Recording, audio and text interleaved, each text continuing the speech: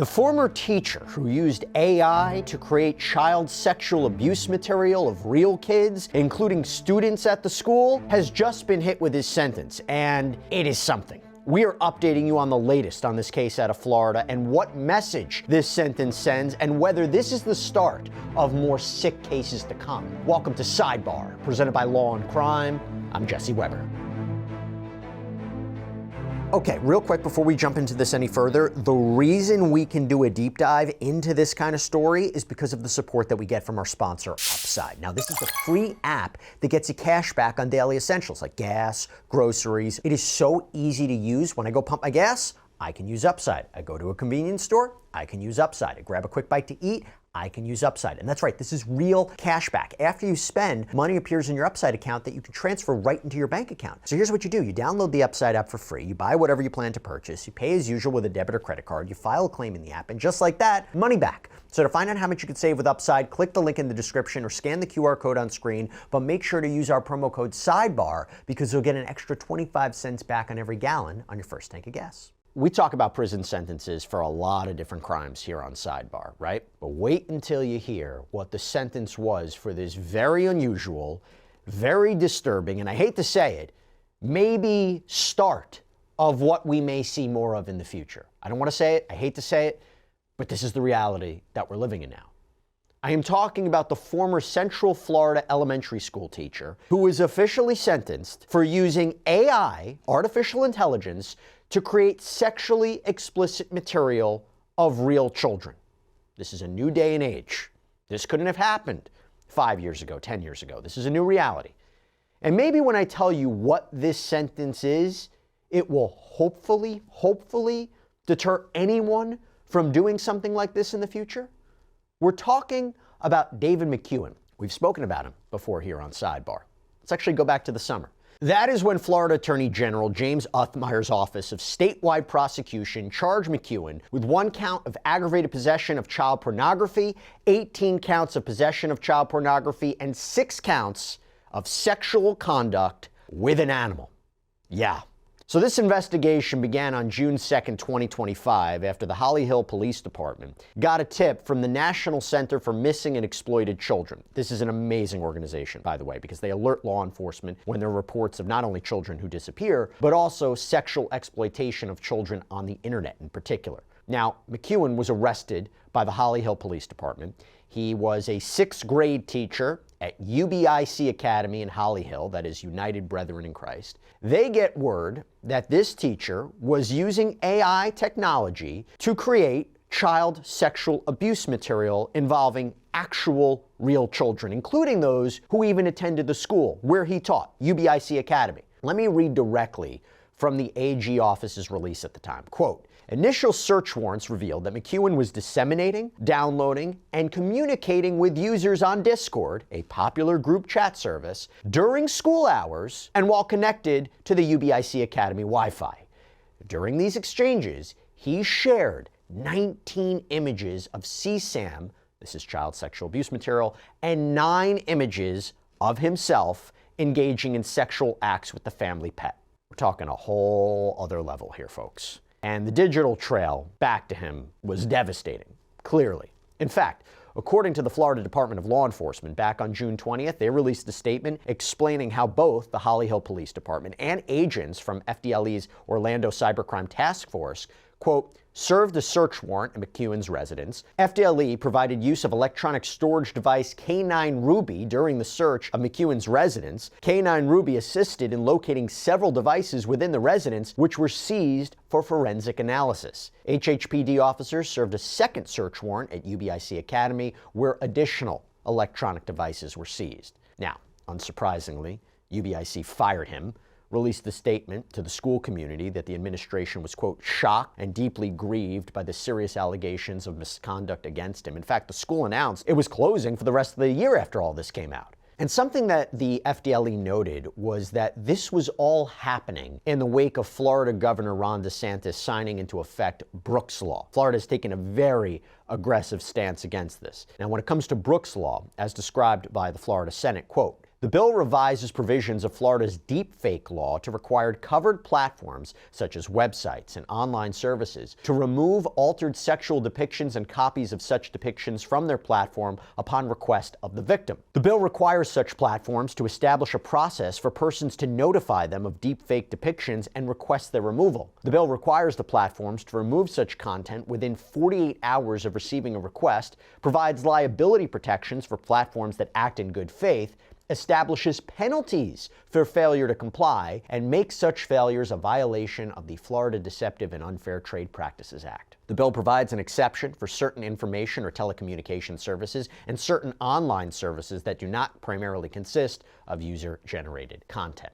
Now, at the time of McKeown's arrest, AG James Uthmeyer said in a statement, quote, "As a teacher, parents trusted Mr. McKeown to impart knowledge to their children. Instead, he spent parts of the school day sending and receiving child sexual abuse material and providing other pedophiles with UBIC Academy students' personal information. What he did is beyond betrayal. It is devastating and sick. Our Office of Statewide Prosecution will aggressively pursue justice for these children and their parents." This all brings us to what just happened. This is the update. So McKeown ended up pleading no contest on all the charges, accepting conviction, doesn't really admit guilt, but accepts conviction. He enters an open plea, meaning the judge is going to decide the sentence here. He's adjudicated guilty on all the counts. Can't say I'm that surprised considering the digital trail leading right back to him. I think it's a fair estimation that if he took it to trial, if he took it in front of a jury, he would have been found guilty.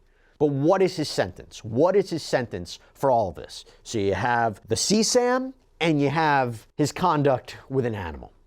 What was his sentence? 135 years in prison. Let me say that again. 135 years in prison. That's what was handed down by Circuit Judge A. Christian Miller. And Judge Miller designated McKeown a sexual offender, also ordered that he not be allowed any animals.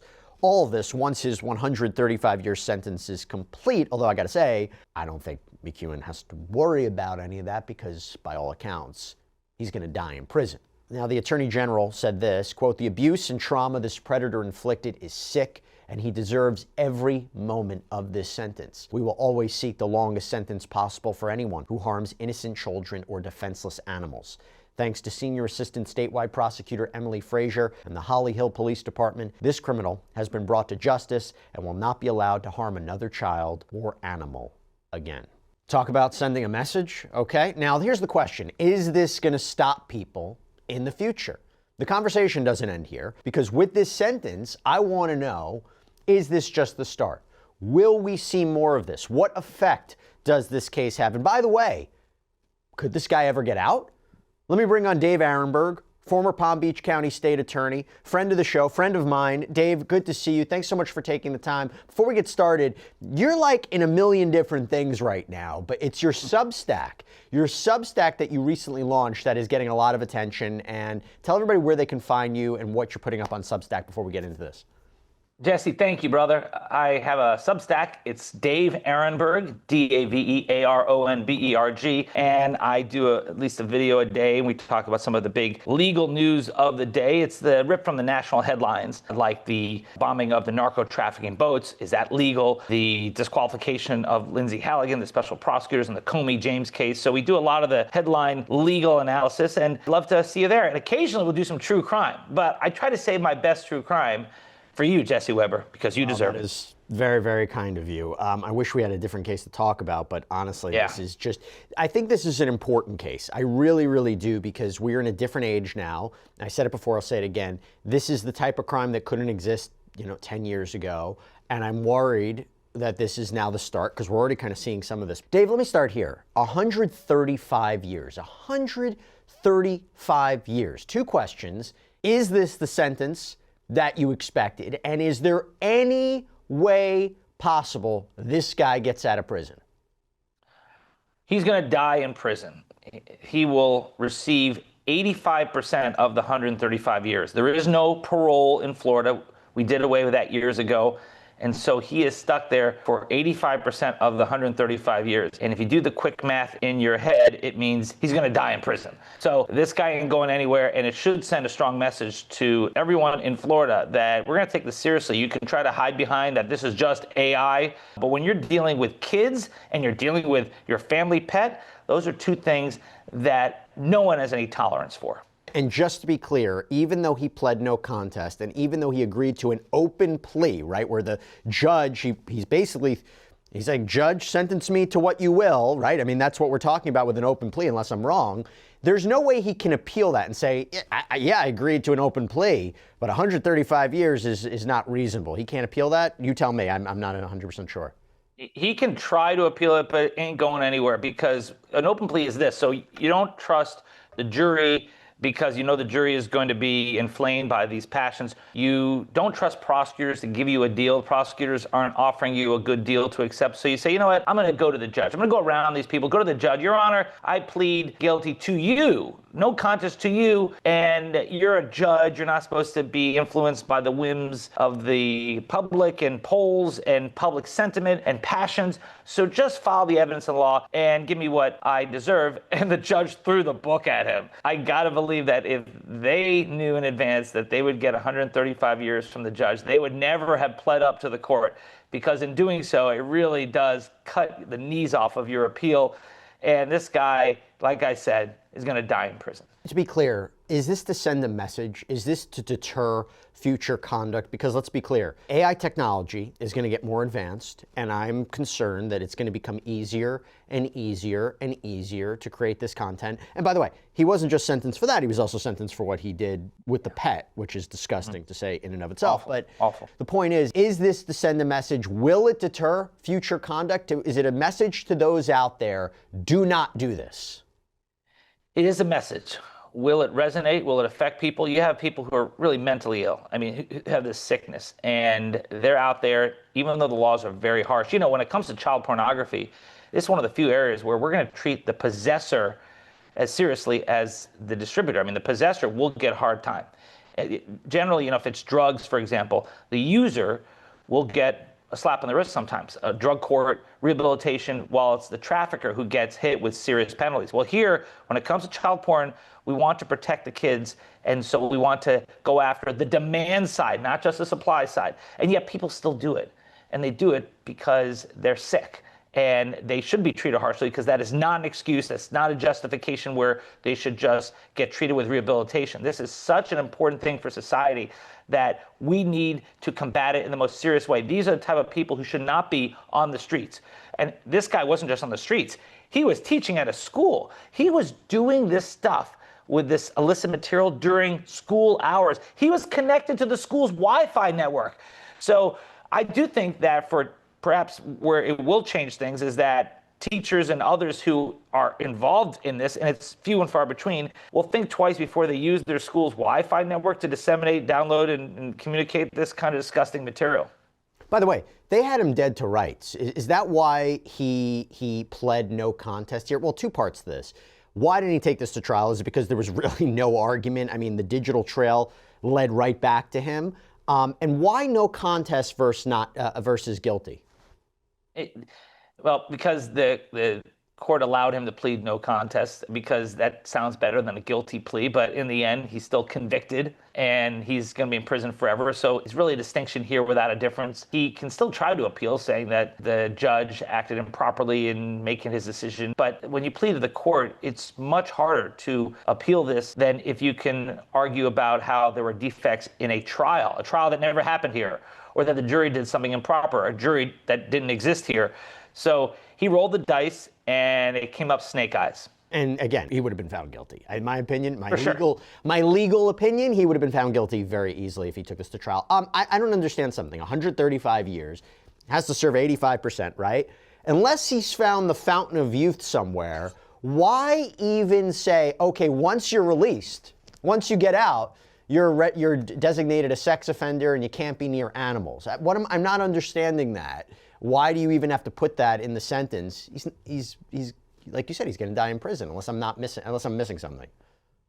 No, well, it's part of the process. Whenever you have a term of years, you still have that parole on the other side. You just don't know. Maybe something gets overturned on appeal, and so then he gets to get out, but at least the probation part can remain. I mean, you have to just go through the process, assuming that, yeah, you just don't know. Maybe there is a pill that comes out in 30 years that allows you to live for an extra 60 years. Who knows? But you're just crossing your T's, dotting your I's, even though we know he's going to die in prison. Also, if there was a pill, if there was a fountain of youth, he's not finding it, because I don't think prisoners would be the first ones to get it. And also, he's the kind of guy who has actually had some hard living. I mean, if you see the picture of him, it's not like he's looking like Tom Cruise at his age.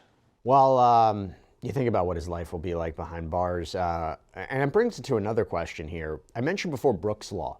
Florida has taken a very aggressive stance against deepfake videos, and particularly now if you're talking about creating artificial videos of actual children engaging in sexual conduct or sexually explicit material.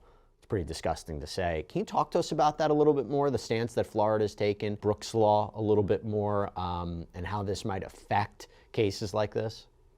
Yeah, the reason why Florida was so proactive here is because this happened to Brooke Curry. That's the daughter of a former mayor of Jacksonville, former head of the Republican Party in Florida.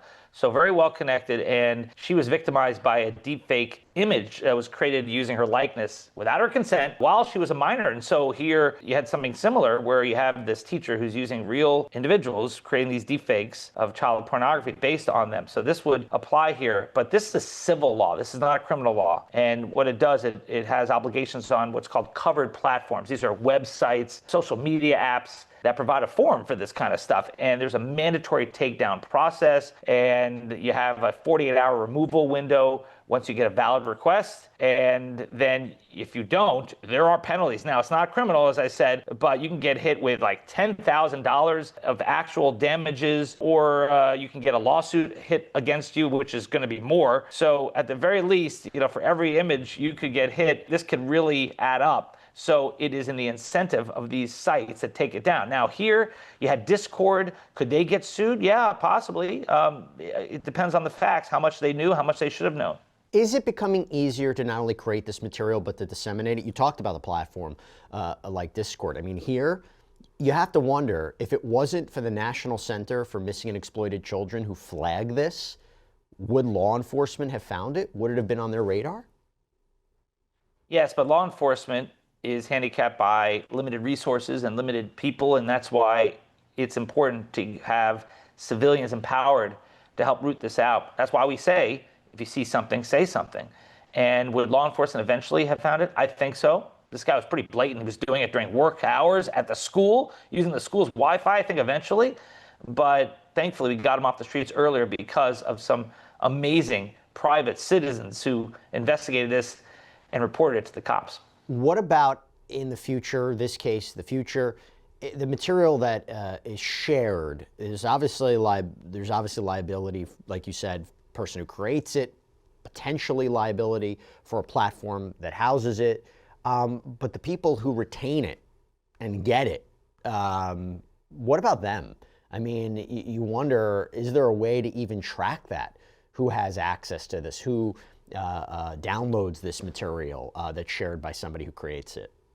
Yeah, law enforcement is out there every day acting as underage individuals and seeing who takes the bait.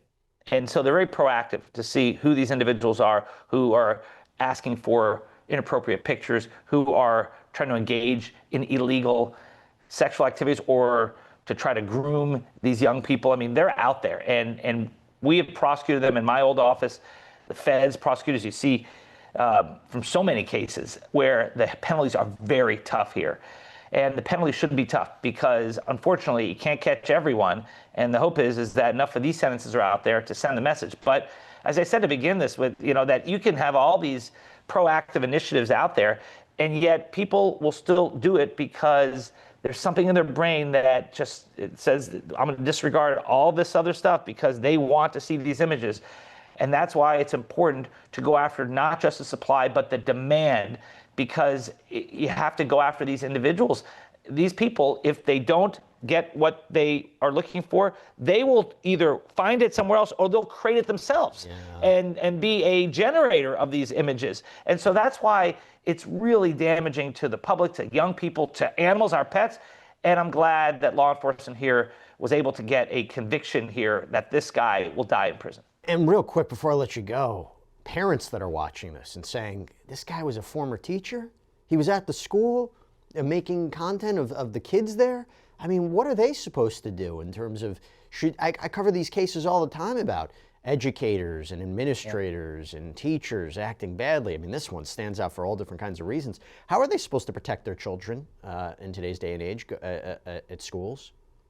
Well, they have to also realize it's also coming into their homes. And that's, I think, the biggest thing that I educate parents about is that there's a lot of misinformation about this stuff. They think that the big threat out there, you see groups out there that say you got to watch out the southern border, they're going to steal your kids and kidnap them. But really, the bigger threat is that these individuals will come into your homes through the internet, and your kids will be on these websites and give their information or be lulled into sending pictures to these folks who portray themselves as fellow young people. And you got to be vigilant, and you got to know what sites your kids are on. I'll bet you a lot of parents, they know Facebook, but do they know Discord? Do they know Kick? Do they know all these other sites that their kids could be on? Some of the gaming apps allow you to interact with individuals who will come in there and become groomers. So it's very important to know that, yes, there is kidnapping across the southern border, but that's more Hollywood than reality. What is real is the stuff is coming inside your home through the internet. Dave Aronberg, thank you so much for coming on to explain a little bit more about this. Hope everybody checks out your Substack where you can talk about all the big legal issues of the day, but always appreciate you taking the time, sir. Thank you, Jesse. Great show. And that's all we have for you right now here on Sidebar, everybody. Thank you so much for joining us. And as always, please subscribe on YouTube, Apple Podcasts, Spotify, wherever you should get your podcasts. You can follow me on X or Instagram. I'm Jesse Weber. I'll speak to you next time.